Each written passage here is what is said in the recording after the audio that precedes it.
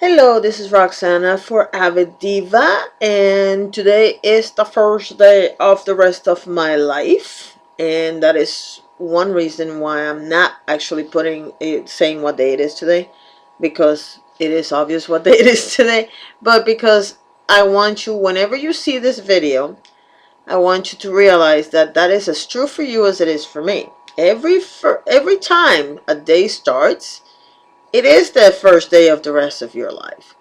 So if you're going through a challenge, or you're doing something that you've never done, or you're getting married, or you're getting divorced, or any big life change that you have, whether it's programmed or not, sometimes, you have a pain, you end up with appendicitis or something like that, and you end up having to go to a hospital, or something really cool happens, like you get a promotion, anything, whether it's planned or unplanned, today could be the first day of the rest of your life. Now, in my case, the reason why I'm saying that is because my birthday just happened, and I am no longer almost 50. I am actually 50.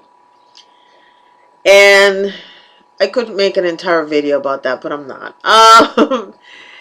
The thing about it is, one of the major challenges that I've had and that I'm going to have for the last 40 days, for the next 40 days, is that I need to figure out what I want to do with the rest of my life.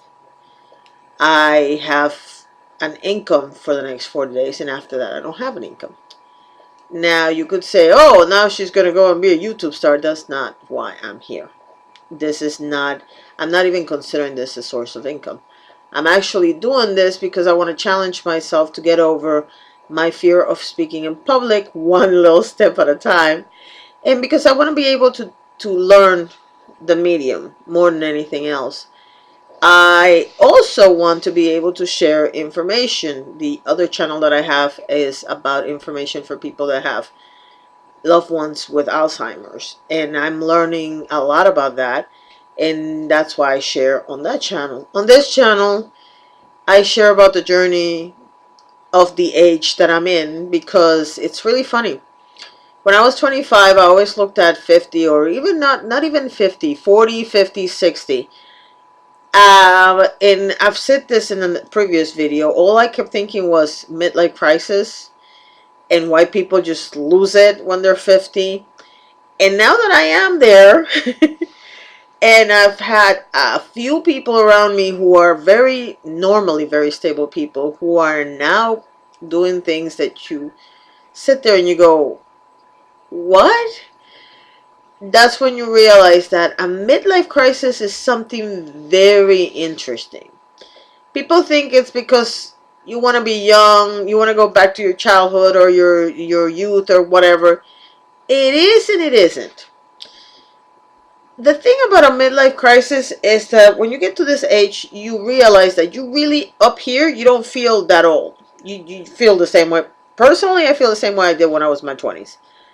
Now, the body's not answering the way it did, but the brain is. And I think that disconnect is one of the issues for some people that go through midlife crisis. The other issue that I've discovered as I get closer to 50 is that you get to a point where if you're like me, who used to work at a company, and I've always worked for somebody else, you sit there and you go, that's it. I mean, you work and you work and you work and you work. You try to take a vacation whenever you can, but let's be honest, it's not always feasible. If you work for someone else, unless you're in a very high position, if you're middle class, is what I'm trying to say, you spend your entire life working for somebody else and not enjoying it as much. Unless one of two things happen. Unless you have hobbies that help you channel your real passions in life, then that's a different story, because then you have something to do. Or you decide one day, you wake up and you say, I can't do this anymore. Now, in my case, I didn't wake up one day and decide I couldn't do this anymore. It was actually happened because of my father's illness and my mother's illness. I ended up deciding that I'd rather go and help them than work. That worked out for a little while. Unfortunately, one thing that you learn when you're taking care of loved ones, if they have a major disease, is that you tend to ignore your own symptoms because you're taking care of them, and that can cause problems down the line. So that's where we are right now. And that is another example of a midlife crisis. When you go from, oh, I work for somebody, I work for somebody, I work for somebody, then you go to, I don't want to work for anybody. At the end of the day, we all work for somebody. Whether we work by ourselves and we have clients, or we work for someone else and we have a boss, the bottom line is you have to decide what makes you happy. Now, there's a lot of people that are happy working for somebody else because there's a certain structure, because somebody else has to deal with the details. I am one of those people that gets bored really easily. So what usually happened was I would work for 2 or 3 years for a company, and then I would move on to the next company because I just get bored. I have the shortest attention span you'll ever see. If you can't keep me entertained, or the job doesn't keep me entertained, I'm not going to last more than 5 years. And it's been scientifically proven in my personal experience, I have never lasted more than 5 years in a job. And coincidentally, I have never lasted more than 10 years in one place. Shockingly enough, I lasted 13 years on my second stint in Puerto Rico, and that was because I lived in 2 different places. And even though it's a little island, there's a very different flavor to when you live in the metro area as opposed to a different town. And I lived at a beach town, so that kind of kept me entertained. Here's the thing.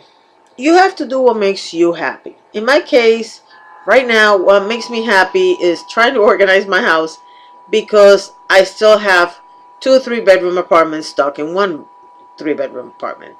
So as I work through all the stuff that I have to work to, I am keeping myself very entertained. I also still have to take care of my mother, because even though we have her in a facility, I still go more than twice a week, sometimes 3 4 times a week, and I have to keep an eye on everything that she has, because like if there's a medical bill, I have to take care of it. If it's a personal situation, I have to take care of that, because she can no longer take care of those things. She is at a point where she can't.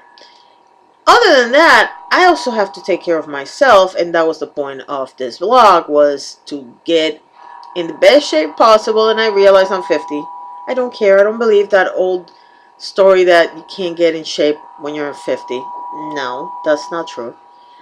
I have to take care of my health, because I have been struck with a couple of things since taking care of my mom. And I want to see what you guys think. What kind of challenges do you have? I would love to, if I can help in any way, I would love to. So what I'm asking for you to do today is to go ahead and leave a comment below if you have a challenge, or if you have an idea of what would be something challenging to do, so that we can adapt it and use it on this particular vlog. Now, I gave myself the challenge of recording every day. Doesn't mean that I'm going to show you everything I record, because I am going to start going through what I record. Usually I just say whatever I have to say and just put it out there. After today, I'm going to take it a little differently, and I want to actually edit the videos, and because I want to learn the whole process. I'm here to learn, and whatever I learn, I am going to tell you, because that is the point. The idea is to share. So whatever I learn, I'm going to share. I am going to record every day. I don't know if I'm going to show you everything I record. Hopefully I will be able to. In the meantime, thank you very much for watching. You have a wonderful day, and don't forget, today could be the beginning of the rest of your life.